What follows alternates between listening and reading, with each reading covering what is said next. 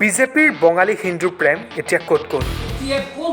বিজেপিৰ বাঙালী হিন্দু প্ৰেম? বিহু কমিটিৰ দৰে দুৰ্গা পূজা কমিটিক কিয় সহায় নকৰে বিজেপি চৰকাৰে? কেৱল জেহাদী মাদ্ৰাছাক লৈ ব্যস্ত আছে বিজেপি চৰকাৰ।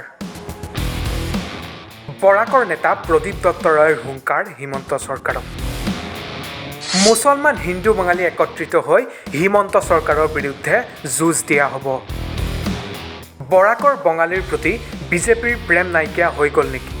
বিহুৰ সময়ত যদি বিহু কমিটিক বিজেপি চৰকাৰে সাহায্য দিব পাৰে, তেন্তে দুৰ্গা পূজা কমিটিক কিয় সাহায্য দিব নোৱাৰে বিজেপি চৰকাৰে? এয়া আমাৰ নহয়, এই মন্তব্য বৰাকৰ বিতৰ্কিত নেতা প্ৰদীপ দত্ত ৰয়। এতিয়া ক'ত গ'ল বিজেপিৰ বাঙালী হিন্দু প্ৰেম? এই যে অহা দুৰ্গা পূজাত এইটো আমি বাৰ কৈছোঁ, বিহুত যদি আপুনি চান্দা দিব পাৰে বঙালী হিন্দু আৰু অসমীয়া সকলৰ দুৰ্গা পূজাৰ কাৰণে আপুনি সহায় কৰিব লাগে, কিন্তু আপুনিতো কৰা নাই। মাদ্ৰাছা ভঙাৰ বাহিৰে একো কাম নাই নেকি বিজেপি চৰকাৰৰ? মাদ্ৰাছা ভঙাৰ অধিকাৰ কোনে দিলে বিজেপি চৰকাৰক?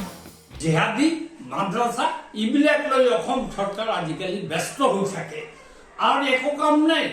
আজি মাদ্ৰাছা ভাঙি দি আছে, জেহাদী আছে বুলি। জেহাদী যদি থাকে আমি তাৰ বিৰুদ্ধে, জেহাদীৰ বিৰুদ্ধে চৰকাৰ যিটো ষ্টেণ্ড ল'ব আমি সমৰ্থন কৰিম, কিন্তু মাদ্ৰাছা ভাঙাৰ অধিকাৰ কোনে দিলে চৰকাৰক?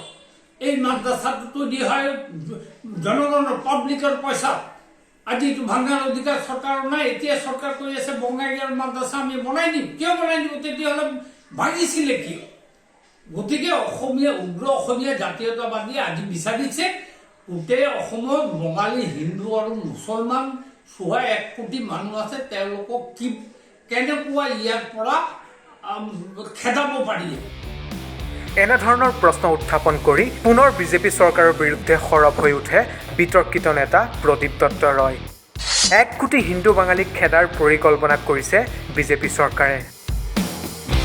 প্ৰদীপ দত্ত ৰয়ৰ মতে অসমতে অসমীয়া এতিয়া সংখ্যালঘু হৈ পৰিছে, যাৰ কাৰণে এতিয়া অসমীয়াক সংখ্যাগুৰু কৰিবলৈ 1 কোটি হিন্দু বাঙালীক খেদাৰ পৰিকল্পনা কৰিছে বিজেপি চৰকাৰে।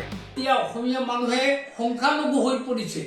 এই সংখ্যালঘুটোৰ কাৰণে এই বঙালী হিন্দু মুছলমানক খেলিব পাৰিলে তেওঁলোকে হৈ যাব মেজৰিটি। এইবিলাক ঠিক নহয়। আজি আমি বঙালী হিন্দু মুছলমান আজি ঐক্যবদ্ধ হৈ অসমৰ এই স্বৈৰাচাৰী শাসনৰ বিৰুদ্ধে আমি লৰাই কৰিম। প্ৰশ্ন উত্থাপন হৈছে, অসমতে থাকি কেনেকৈ অসমীয়াক সংখ্যালঘু সজাব পাৰিলে প্ৰদীপ দত্ত ৰয়ে?